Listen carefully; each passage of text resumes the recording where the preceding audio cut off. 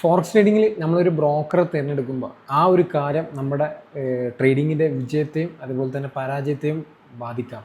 അപ്പോൾ എന്തൊക്കെയാണ് നമ്മളൊരു ബ്രോക്കറെ ചൂസ് ചെയ്യുമ്പോൾ ശ്രദ്ധിക്കേണ്ട കാര്യങ്ങൾ എന്നുള്ളതാണ് ഞാൻ ഈ വീഡിയോയിൽ പറയുന്നത്. ഒരു ബ്രോക്കറെ തിരഞ്ഞെടുക്കുമ്പോൾ നമ്മൾ കുറച്ച് കാര്യങ്ങൾ ശ്രദ്ധിക്കേണ്ടതുണ്ട്. അതായത് ആ ഒരു ബ്രോക്കറിന് പ്രോപ്പറായിട്ടുള്ള റെഗുലേഷൻസ് ഉണ്ടോ എന്നുള്ളത് നമ്മൾ ചെക്ക് ചെയ്യണം. പലതരത്തിലുള്ള റെഗുലേഷൻസ് ഉണ്ട്. അപ്പോൾ അതിൽ ഏതെങ്കിലുമൊക്കെ ഒന്ന് അല്ലാന്നുണ്ടെങ്കിൽ മൾട്ടിപ്പിൾ ആയിട്ട് ഉണ്ടെന്നുണ്ടെങ്കിൽ അത് ബെറ്റർ. പിന്നെ സ്പ്രെഡ്, കമ്മീഷൻ എന്നിവയൊക്കെ നമ്മൾ കമ്പാരിസൺ ചെയ്തിട്ട് നമുക്ക് ഏറ്റവും അനുയോജ്യം ഏതാണോ അത് ചൂസ് ചെയ്യാം. പിന്നെ നമുക്ക് നോക്കേണ്ടതാണ് ഡെപ്പോസിറ്റും വിഡ്രോലൊക്കെ, അത് സ്മൂത്ത് ആണോ എന്നുള്ളത് നമ്മൾ ചെക്ക് ചെയ്യണം.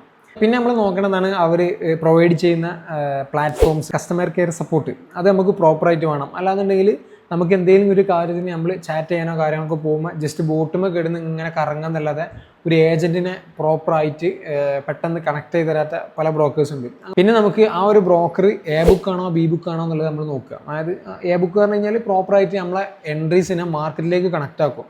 ബി ബുക്ക് പറഞ്ഞു കഴിഞ്ഞാൽ പ്രോപ്പറായിട്ട് കണക്ട് ആക്കാതെ നമ്മൾക്ക് എഗൻസ്റ്റ് ആയിട്ട്, അതായത് ഓപ്പോസിറ്റ് ആയിട്ട് നമ്മൾ ആ ഒരു ബ്രോക്കർ ട്രേഡ് ചെയ്യുന്ന പരിപാടിയൊക്കെ ഉണ്ട്. അപ്പോൾ അങ്ങനത്തെ കാര്യങ്ങളൊക്കെ നമ്മൾ ശ്രദ്ധിക്കേണ്ടതുണ്ട്. ഇതിൻ്റെ ഡീറ്റെയിൽഡ് വീഡിയോ നമ്മുടെ യൂട്യൂബ് ചാനലുണ്ട്, ലിങ്ക് ബയോയിലുണ്ട്. അപ്പോൾ അത് പോയി കണ്ടതിന് ശേഷം ഒരു പ്രോപ്പറായിട്ട് ഒരു ബ്രോക്കറെ ചൂസ് ചെയ്യാം.